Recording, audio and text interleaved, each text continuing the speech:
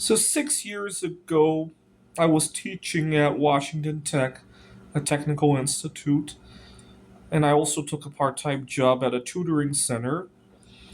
And it was during that year that I realized how bad of a bizarre eating disorder that I had. It's not exactly binge eating problems.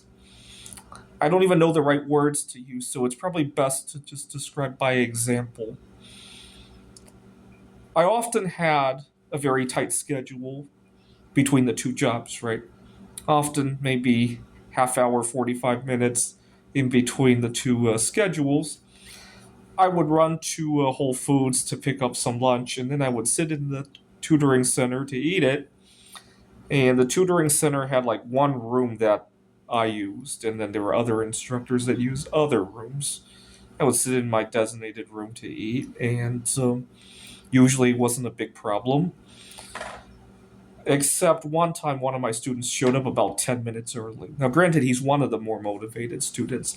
I can't tell you how many students come to my tutoring center feeling like they were imprisoned. They got sentenced to 2 hours of tutoring, and they're watching the clock, right? They're not listening to me.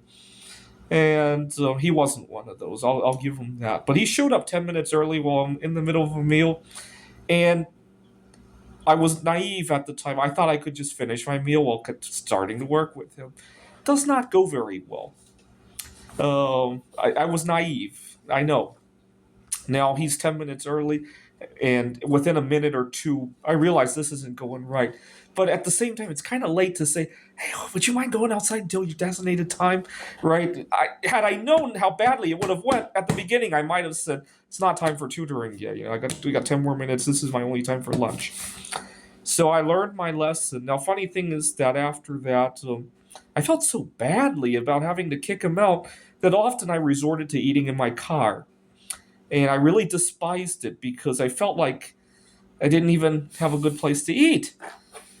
Now, funny thing is that it's not every time that I work with him that I eat. I often did intermittent fasting as well during that time period, and I never felt bad because I didn't eat. It was only because I was anticipating eating and I didn't get to it that I felt such a horrible feeling, right? And it's just weird. I was at a Computer Olympiad conference in Macau 2019.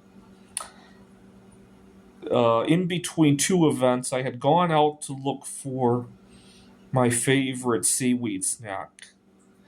In Taiwan, in Taiwan, they're pretty popular. I figured I could find some in Macau as well. I went out to across the street to either Family Mart or 7-Eleven, and they didn't have it for some reason. I was already expecting it because the 7-Eleven or whatever it was looked exactly like it was in Taiwan. I couldn't think of any reason they wouldn't carry it. And I just got lost and confused. Now, am I going to die from not having a seaweed snack? No. In fact, I go years without it here in the US just because it's not available. And yet, for some bizarre reason, I get lost and confused for one day in Macau that I can't find it. And I got lost looking for the hotel on the way back. My opponent was so upset at me. And when he heard it was all over a food craving, he got even more upset. He thought I had something crazy go on. I was sick. I something. Now that's the kind of drama I run into. Even to this day, I'm still not immune to this kind of problem. I've learned to set very hard boundaries if somebody's going to interrupt my eating. The phone rings, hey, I'm in the middle of a meal, can we talk later? Because the last thing I would, what if it's a really important call, like somebody I'm dating or a job application calling back? Well, it's better to delay it than to screw it up. Let's just put it that way.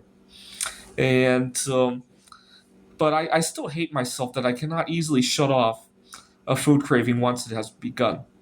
I can go without food, but I can't. Every time I've had a craving, it has either I satisfy it or it does not go well. I was on a hiking trail in Taiwan, one of my favorite hiking trails. Now, unfortunately, we were in a different part of Taipei, northern Taiwan. I think it's Jiufen, And long story short, the food options there are a little bit different. I have dietary restrictions. I wasn't able to find very much food, but I told myself, you know what, this is great. I get to extend that fast a little bit longer. I had already done an 18-hour fast, but due to not being able to find what I needed, it ended up being 21 hours. On the way back, I finally found a bag of unflavored peanuts. And oh, heaven, after a 21-hour fast, couldn't wait to dig in. And we were on the way from the hiking trail down to where the bus stops are. It's about a 15-20 minute walk, I want to say. And I dig in, and there's a little bit of a problem, though. In Taiwan, it's not common to see trash receptacles, and we didn't really have any bags or anything because we were hiking. We didn't really pack very much. And as soon as my hands filled with peanut shells, I couldn't open any more. And I just got edgier and edgier, and I was looking for trash cans. And the more I looked, the more angry I got.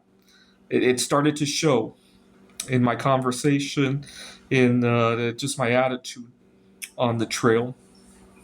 And so I've learned to be more open. And so at first I kept it to myself, but then I told the rest of the group, can somebody hold on to these peanut shells for me? I'm starving because I wasn't able to find food earlier. Thank you so much. And I'm glad I did that. In the past, I would have just let the anger build up until the pressure was too much. And I vocalized it, and I was able to get even if I didn't get what I want, at least people know what's going on. I've learned to treat it that way. One time, I you see, when I travel to Taiwan, I pack a lot of art, electronics, my camera gear, and all that, and I often run into this small delay with TSA. Right, it's expected.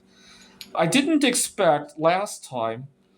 What tripped me up last time? It's actually a bottle of vitamins that tripped me up last time.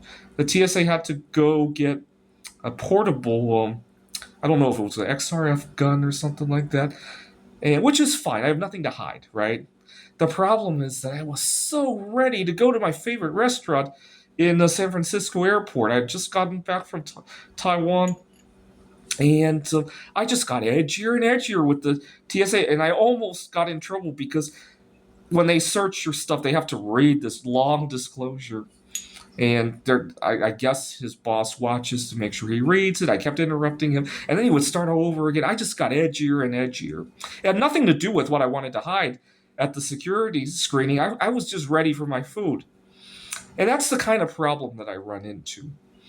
Um, once I mentally lock onto a food, I have a hard time detaching from it. Funny thing is that sometimes, you guys know I've been dating recently, right? A lot of times I will not prepare where I want to go out to dinner with my date because I don't want to get latched onto that. In case we go there and there's a 2 hour wait time, in case we go there and discover something's off, right? I don't want to get too attached to it. I mean, it's fine that we can get attached to the concept that we're going to eat tonight. That's fine. But I try to avoid, oh, I'm going to have this at that restaurant, right? Because I know that interruptions to that will cause me a lot of drama. To the point that I'll get arrested by TSA, or to the point that I'll lose job opportunities. And it's very bothersome to me to get an attachment to a food. And funny thing is that I tend not to do that with other things. So I'm ready to make some metal art, and my boss calls me and says, "Could I start my shift earlier today?" And I got to turn off my furnace. That usually doesn't bother me so much. But if it's food that's and the microwave's beeping, your food's ready, and then the boss calls, I might have to say, "Oh, I'm sorry, not available." Right? It's just so weird. Anyway, that's my eating disorder in a nutshell. I don't think I would call it binge eating. It's I liken it to having a song stuck in your head, right? Imagine going back to that TSA example. Imagine that right after TSA is done, I plan on turning on some music, right? I have a song in my computer that I want to turn on, and it's playing over and over in my head. I can't even focus on what the TSA agent is saying. That's probably the best analogy I could think of.